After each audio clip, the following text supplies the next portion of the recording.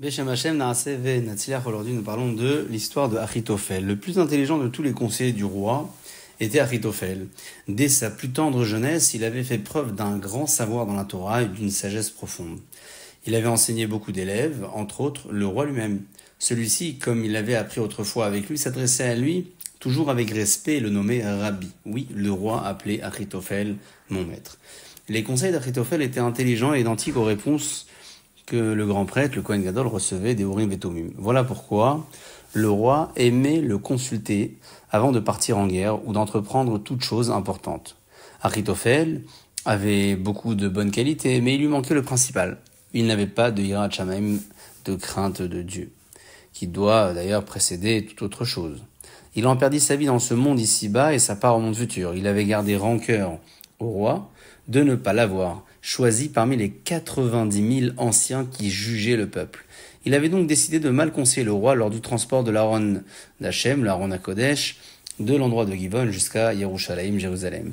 Les Kohanim avaient déposé l'Aaron sur une charrette et ils étaient continuellement projetés en l'air puis rejetés à terre. À la vue de ce qui leur arrivait, le roi s'effraya et fit appeler Achitophel pour lui demander conseil. « Allez consulter les anciens que vous avez choisis comme juges et conseillers » fut la réponse d'Achitophel au roi.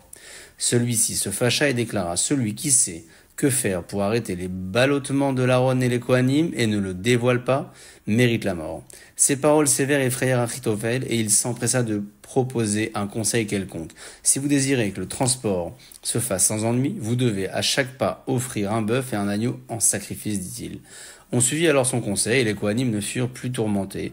Mais Hachem punit Achitophel de n'avoir pas voulu donner le vrai conseil au roi.